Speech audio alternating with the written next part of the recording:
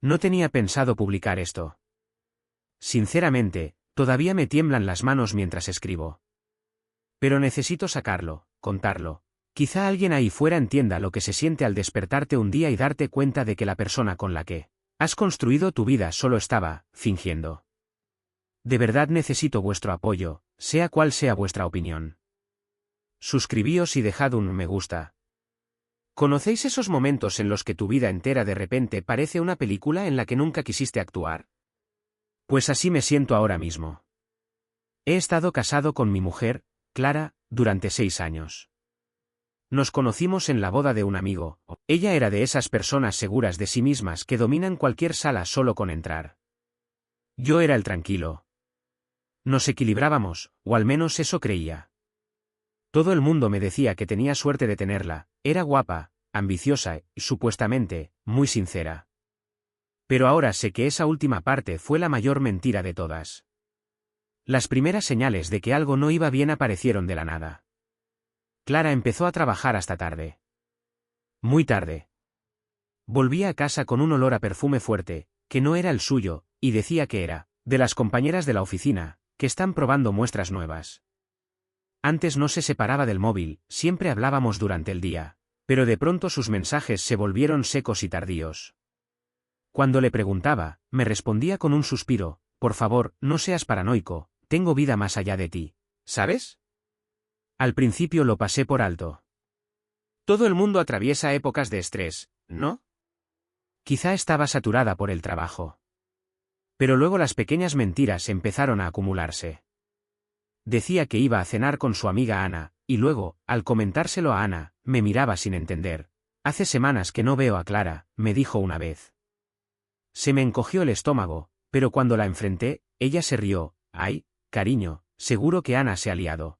Salimos con más gente, no solo con ella. Y, de alguna forma, también me lo creí. Ahora sé que no quería la verdad. Quería tranquilidad. Quería recuperar a mi mujer, la que me daba un beso de buenas noches sin mirar antes el móvil. Pero empecé a sentir algo, como una alarma silenciosa en el pecho. Algo iba muy mal. Y lo más increíble es que no tenía ni idea de lo profundo que llegaba todo aquello, ni de que, cuando por fin descubrí la verdad, cambiaría absolutamente todo. Ocurrió un jueves por la noche. Curioso, ¿verdad? Las peores noches de tu vida nunca vienen con aviso. Estaba sentado en el sofá, medio viendo un programa tonto de la tele, esperando a que Clara volviera a casa. Me había mandado un mensaje antes diciendo que tenía una cena con el equipo. Recuerdo haber pensado, por fin, algo normal. Pero sobre las 10 de la noche me entró ese mal presentimiento, esa presión en el pecho, pesada e incómoda, que llevaba tiempo notando cada vez más a menudo. Me repetí que estaba exagerando. Sin embargo, cuando vi que había desactivado la opción de compartir su ubicación, algo que nunca hacía, se me cayó el alma a los pies. La llamé. No contestó. Le escribí. ¿Todo bien? Nada. 1 hora más tarde entró por la puerta. El pelo perfecto, el maquillaje impecable, demasiado para una cena de trabajo. Olía a un perfume caro, que no era el suyo ni el mío. Le pregunté cómo había ido la cena, y me respondió. Agotadora. Me voy directa a la cama. Su tono era cortante, como si le molestara que le preguntara. Esa noche apenas dormí. Tenía el cuerpo en tensión, convencido de que algo no encajaba. Y a la mañana siguiente, cuando se metió en la ducha, hice algo que jamás pensé que haría, miré su móvil. Me sentí fatal por hacerlo, pero no soportaba más las mentiras. Y ahí estaba, una notificación de alguien guardado como Cristian, trabajo. Solo que Clara no tiene ningún compañero que se llame Cristian. Me temblaban las manos mientras abría la conversación. Eran mensajes largos, con bromas privadas y frases que me revolvieron el estómago. Ya te echo de menos. Contigo me siento viva otra vez. No soporto lo rutinario que se ha vuelto mi marido. Durante unos segundos, la vista se me nubló. Me quedé sentado, móvil en mano, intentando asimilar que la misma mujer que lloró durante nuestros votos de boda ahora me llamaba aburrido delante de otro hombre. Cuando salió del baño, envuelta en una toalla, debí de tener una cara de espanto. Porque enseguida se puso a la defensiva. ¿Qué te pasa? Soltó, cortante. Le pregunté, muy despacio. ¿Quién es Christian? Se le congeló la expresión. Luego puso los ojos en blanco y soltó un resoplido. No me lo puedo creer, ¿ahora me cotilleas el móvil? Es solo un compañero, estamos con un proyecto. Pero la voz le tembló, apenas un instante. Y ahí lo supe. Aún así, no dije nada más. Asentí, le devolví el móvil y salí de casa. Necesitaba aire, necesitaba pensar. No lo sabía entonces, pero ese fue el momento en que algo dentro de mí cambió. Ya no era desconfianza. Era preparación. Me estaba preparando para la verdad. Y créedme, la verdad golpeó mucho más fuerte de lo que jamás habría imaginado. Después de aquella mañana, algo entre nosotros cambió. Yo actuaba con normalidad por fuera, pero por dentro la observaba como un detective que ya conoce el final del caso, aunque aún le falte la última prueba. Clara debía notarlo, porque empezó a sobreactuar. De repente sacaba tiempo para mí, cocinaba, sonreía más, incluso iniciaba conversaciones sobre nuestro futuro. Pero nada sonaba real. Era como vivir con una desconocida que llevaba puesta la cara de mi esposa. Empecé a fijarme en los patrones. El mismo nombre aparecía una y otra vez en su agenda, Christian. Comida con Christian. Reunión con Christian sobre el presupuesto. Christian quiere que le ayude con una presentación. Siempre Christian. Y cada vez que le preguntaba algo tan simple como ¿cuál es su apellido?, estallaba. Dios, estás obsesionado, te escuchas a ti mismo. El clásico desvío.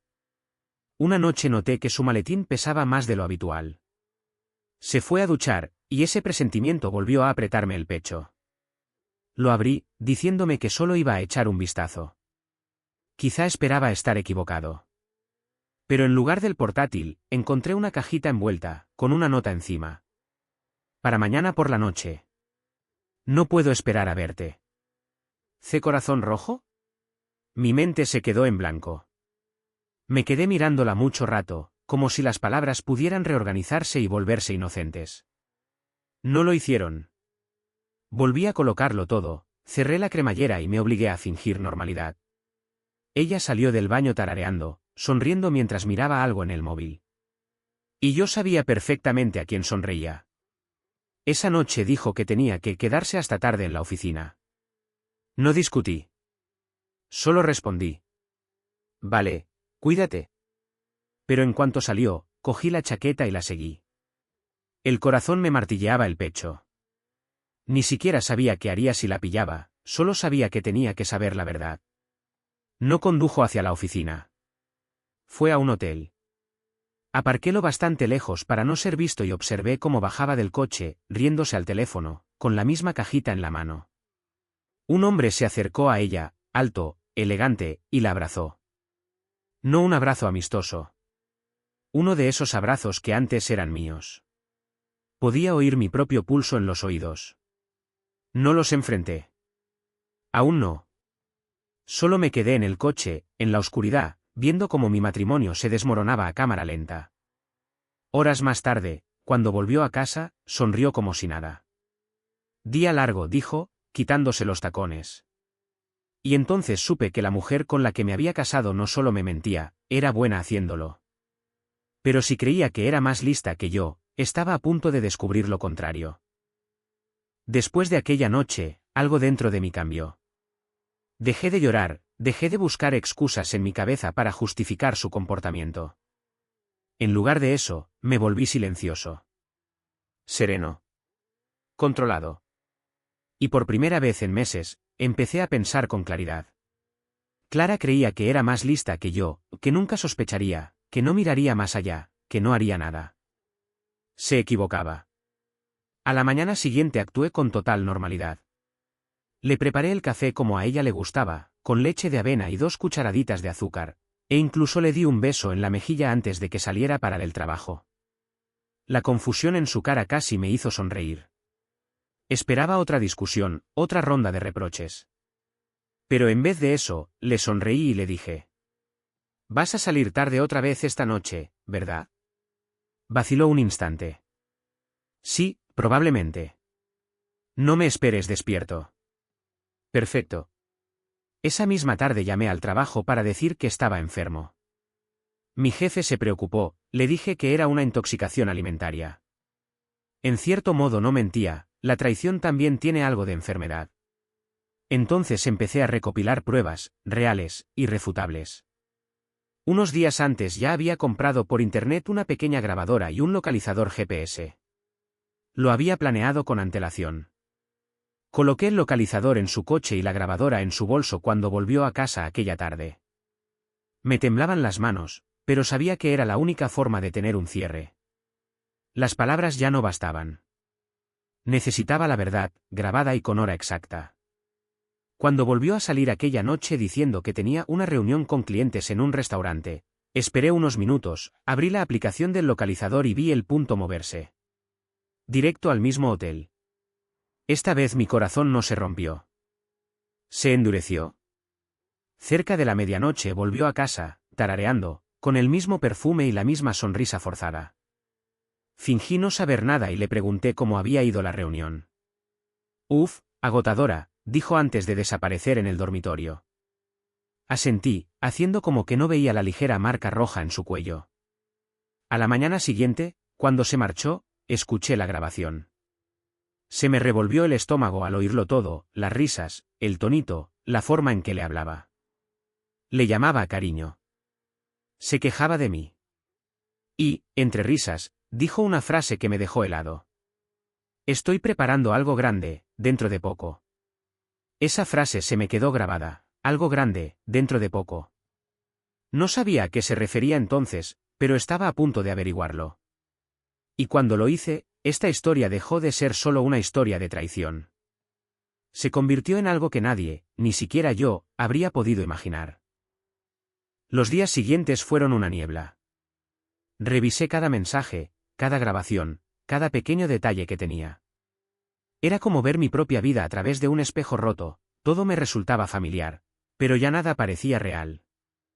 Y entonces, una tarde, por fin entendía que se refería Clara con aquello de que estoy preparando algo grande, dentro de poco. Estaba mirando nuestra cuenta bancaria compartida, algo que casi nunca hacía, porque ella solía encargarse de las finanzas, y allí lo vi, una cuenta nueva a su nombre, en otro banco. Habían empezado a aparecer transferencias desde nuestros ahorros conjuntos hacia esa cuenta. Pequeñas al principio, todas con el concepto ajuste de presupuesto. Al principio pensé que quizá me estaba confundiendo. Esa noche lo saqué de forma suave, tanteando el terreno. Oye, ¿has abierto una cuenta nueva de ahorro? He visto unas transferencias que no me suenan. Ni se inmutó. Sí, para la reforma de la casa, dijo con toda naturalidad, removiendo su té sin mirarme. Dijiste que querías arreglar la cocina, ¿recuerdas? Y claro que lo recordaba. También recordaba haber dicho que ahora mismo no podíamos permitírnoslo. Algo hizo clic dentro de mí. No solo me estaba engañando emocionalmente. Estaba planeando algo. En silencio. Por su cuenta. Durante la semana siguiente empecé a encajar las piezas. No se quedaba trabajando hasta tarde, se veía con él, con Christian. Pero no era solo eso. También estaba preparando su salida. Encontré un correo de confirmación de un contrato de alquiler. A su nombre.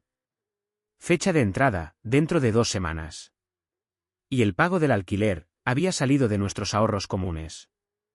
Recuerdo que me quedé sentado frente al ordenador, mirando ese correo, con una mezcla extraña de rabia y lucidez. No era solo una traición. Era como si estuviera preparando su desaparición, llevándose la mitad de lo que habíamos construido, como si yo nunca hubiera existido. No la enfrenté de inmediato. Quería ver hasta dónde llegaba. Así que fingí. Preparé la cena, sonreí, le pregunté por su estrés en el trabajo. Y mientras tanto, iba reuniendo pruebas, copias de los correos, extractos bancarios, todo. Hasta que una noche, mientras ella trabajaba hasta tarde, recibí una llamada de un amigo en común. Hablaba con cautela. Oye, he visto a Clara esta noche. En el Hotel Mirador. Con un tipo. Parecían bastante cercanos. Eso fue el límite. Ya no iba a seguir fingiendo. No iba a gritar. No iba a llorar. Iba a darle la vuelta a su plan por completo. Y la forma en que todo se desarrolló después, digamos que nadie lo vio venir. Ni siquiera ella. Pasé todo el día siguiente preparándome. No deambulando, no llorando, preparándome. Sabía que si la enfrentaba desde la rabia, le estaría dando el control. A Clara le encantaba eso, el drama, la atención, el poder de hacerme reaccionar. Pero esta vez, no lo vería venir. Pedí el día libre en el trabajo y fui a ver a un abogado. Un hombre tranquilo, de unos 60 años, con esa mirada de quien ya ha visto toda clase de traiciones. Cuando le conté lo que había descubierto, la infidelidad, la cuenta oculta, el piso a su nombre, asintió con calma, como si fuese algo que escuchaba a diario. Pero cuando mencioné las transferencias desde nuestra cuenta común, su expresión cambió. Eso puede considerarse un uso indebido de fondos compartidos, dijo. Si actuamos rápido, se pueden bloquear las cuentas antes de que ella las vacíe. Ahí fue cuando el plan empezó a tomar forma de verdad. Esa noche actué con total normalidad. Conversación ligera. Incluso le pregunté cómo iba su proyecto. Ella sonrió con esa sonrisa pulida y falsa, y dijo: Va perfectamente. Seguro que sí. Me excusé pronto, dije que estaba cansado y me fui a la cama. En realidad, escuché por última vez la grabadora que había escondido en su bolso. Esa tarde había estado con Christian, hablando de irse a vivir juntos. Le dijo: Cuando se complete la transferencia, seré libre. No se lo verá venir. Casi me reí al escucharlo. A la mañana siguiente bloqueé la cuenta común y retiré mi parte de los ahorros, dejándolo justo para que pareciera intacta. Después llamé al propietario del piso cuyo correo había encontrado. Le expliqué que era el marido de Clara, que había habido un error y que el pago sería impugnado por posible fraude. El contrato fue cancelado al instante. Cuando volvió esa tarde, todo parecía normal, hasta que miró el móvil. Su expresión pasó de tranquila a confundida, y en segundos, a furiosa. ¿Qué pasa con mi cuenta?, soltó, alterada. Levanté la vista desde el sofá y respondí con calma. ¿Te refieres a nuestra cuenta? Se quedó blanca. Intentó justificarse, dijo que su aplicación bancaria había fallado, pero el pánico se le notaba en los ojos. Entonces le entregué una carpeta, capturas impresas, correos, fotos, incluso la confirmación del contrato de alquiler. Tenías razón en algo, le dije en voz baja. No lo vi venir. Pero ahora sí. Estalló. Gritó, me culpó, intentó hacerme sentir culpable. Has invadido mi intimidad, eres patético, ¿lo sabías? No respondí. Solo dije: deberías llamar a Christian. Vas a necesitar un sitio donde dormir esta noche. La cara que puso al darse cuenta de que lo decía en serio, de que realmente estaba fuera, es algo que no olvidaré jamás. Pero eso no fue el final. Ni mucho menos. Porque al día siguiente descubrí algo que lo cambió todo. Algo que hizo que toda esta historia se convirtiera en un auténtico torbellino. Podrías pensar que, después de echarla de casa y verla marcharse con una maleta y una mirada lo bastante afilada como para cortar el aire, todo habría terminado. Que por fin tendría algo de paz. Pero no. Clara no había terminado. Ni de lejos. A la mañana siguiente me desperté con el móvil vibrando sin parar. Llamadas perdidas de amigos en común, mensajes de su madre, incluso de algunos compañeros del trabajo. Todos decían alguna versión de: ¿qué ha pasado? ¿Por qué le has hecho eso a Clara? Abrí las redes sociales, y ahí estaba. Una publicación larguísima de Clara. Una auténtica obra maestra de la manipulación. Decía que yo la había descuidado emocionalmente, que era controlador e inestable. Incluso insinuaba que yo le había sido infiel, y yo. Le dio la vuelta a todo y se pintó como la víctima. Cientos de comentarios. Gente dándole ánimos. Amigas suyas escribiendo: te mereces algo mejor, tía. Se me encogió el estómago. Sentí náuseas. Ya no era solo la traición, era que estaba reescribiendo la realidad, y todos se lo creían. Quise gritar. Pero me callé. Sabía que discutir en redes solo me haría parecer culpable. Así que esperé. 2 días después, me llamó el abogado. Sonaba tenso. Creo que deberías saberlo, me dijo. Clara acaba de intentar presentar una orden de alejamiento contra ti. Me quedé helado. ¿Cómo? ¿Con qué motivo? Suspiró. Ha dicho que la acosas y la amenazas. Incluso ha presentado grabaciones de audio como prueba. Se me heló la sangre. Grabaciones. Mis grabaciones. Debió de encontrar el dispositivo y usarlo en mi contra, cortando fragmentos para que pareciera que yo estaba obsesionado. Casi era brillante, malvado, pero brillante. Y entonces ocurrió algo inesperado. Esa misma tarde recibí una llamada de un número desconocido. Era Christian. Sonaba nervioso. Mira, tío, no sabía que estabais casados. Me dijo que estabais separados. Que eras agresivo. Te lo juro, no tenía ni idea. Hizo una pausa. Pero después de lo que me ha hecho hoy, no tengo ni idea de quién es en realidad. Resulta que también le había vaciado la cuenta. El mismo truco. Le dijo que gestionaría unos pagos pendientes, y desapareció con varios miles de euros antes de que yo lograra bloquearle el acceso. En ese momento sentí algo raro, ni rabia ni alivio, sino una especie de calma amarga. Porque ahora él entendía por lo que yo había pasado. Y, como acabaría descubriendo, aquella llamada inesperada era justo lo que necesitaba. Porque los dos estábamos a punto de unir fuerzas de una manera que nadie podría haberse imaginado. Si alguien me hubiera dicho, un mes antes, que acabaría colaborando con el tipo con el que mi mujer me había engañado, me habría echado a reír en su cara. Y, sin embargo, eso fue exactamente lo que pasó. Después de que Christian me llamara, quedamos en vernos en un sitio neutral, una cafetería del centro. No sabía qué esperar. ¿Sería incómodo? ¿Tenso? ¿Acabaríamos discutiendo? Pero cuando entró, supe que estaba tan destrozado como yo.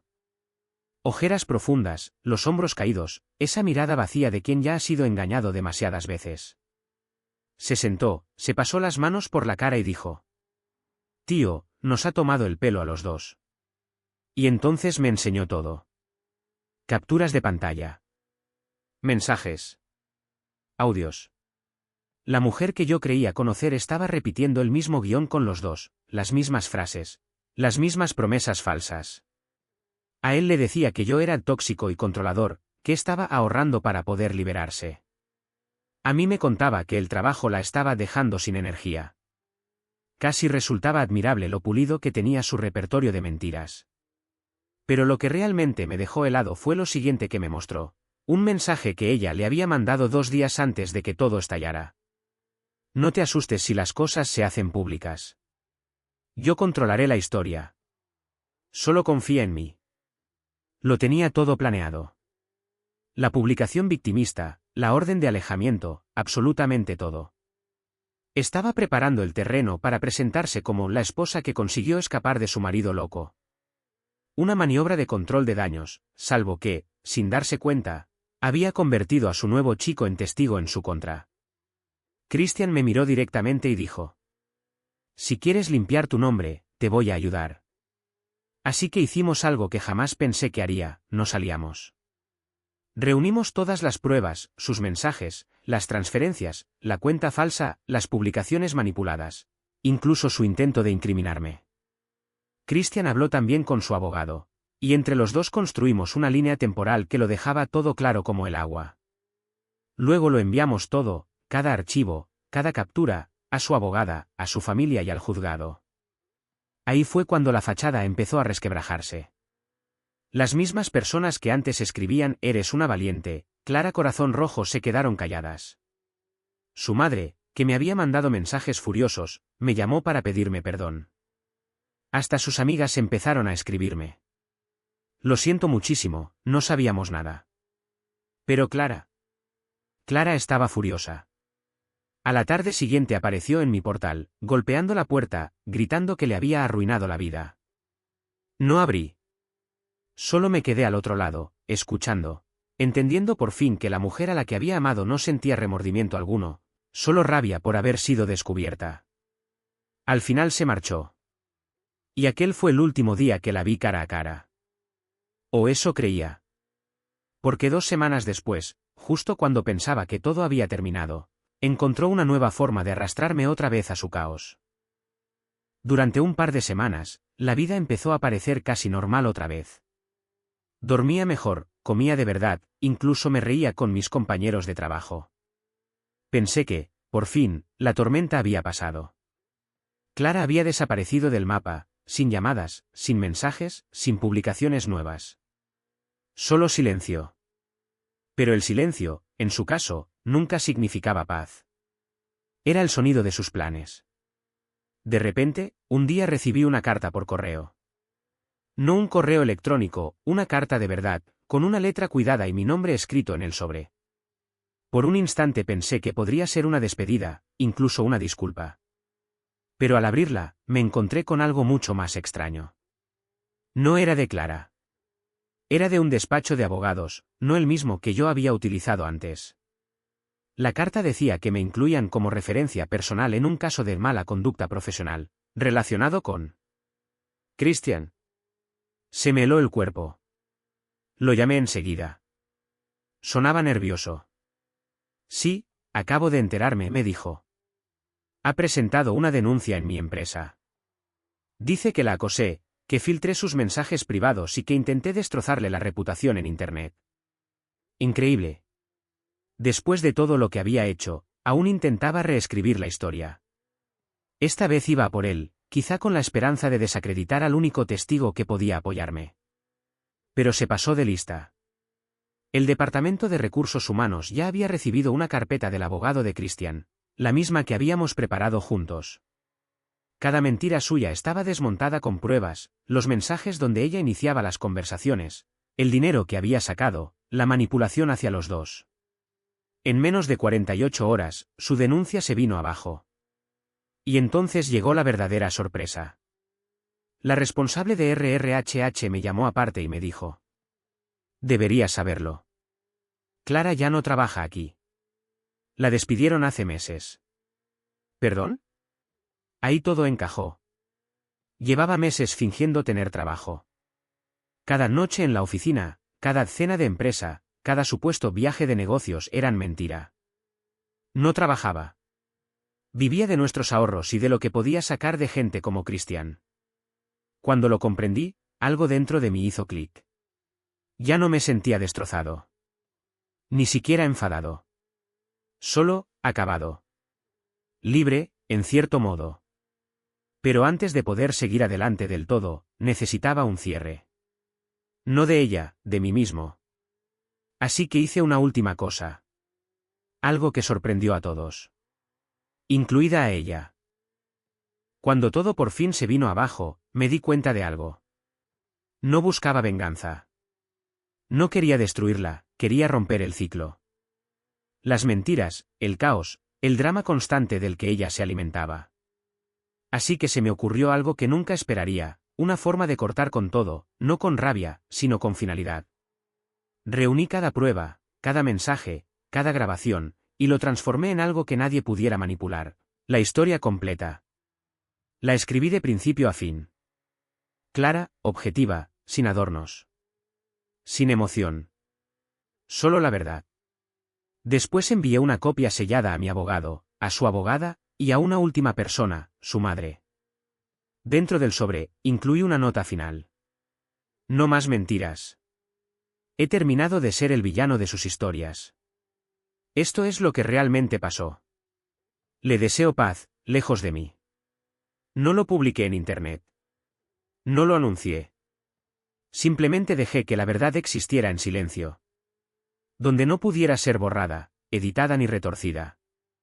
Una semana después, recibí un único mensaje desde un número desconocido. Has ganado. Espero que estés contento. Sin nombre. Sin respuesta. Pero supe que era ella. Y esta vez, no sentí victoria. Sentí libertad. Entonces hice algo con lo que llevaba soñando desde que cayó la primera mentira. Vendí la casa. Metí en unas cajas solo lo que realmente era mío, compré una furgoneta vieja y me fui de la ciudad. Sin destino. Solo carretera. Pero ahí vino lo extraño. Un mes después, paré en un bar de carretera perdido en mitad de la nada. Y cuando entré, la camarera levantó la vista, y se quedó helada. Espera, dijo despacio, ¿tú eres el marido de Clara? Lo fui, y respondí, con cuidado. Suspiró. Ya me lo imaginaba. Estuvo aquí la semana pasada. Dejó una carta para ti. Dijo que, si te veía, te la entregara. No la abrí enseguida. Salí fuera, me senté mirando la puesta de sol, y me quedé observando el sobre entre las manos. Temblaban cuando por fin lo abrí. Dentro había solo una frase, escrita con su inconfundible letra. Tenías razón en todo, pero aún no sabes por qué. Sin explicación. Sin cierre. Solo esa frase, seca y enigmática. No sé qué quiso decir. Y quizá nunca lo sepa. Pero, por primera vez, no lo necesitaba.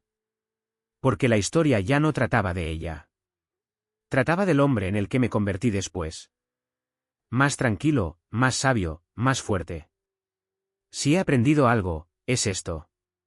Cuando alguien te muestra quién es, deja de intentar pintarlo de otro color. Da media vuelta. Y no mires atrás. Y eso fue exactamente lo que hice.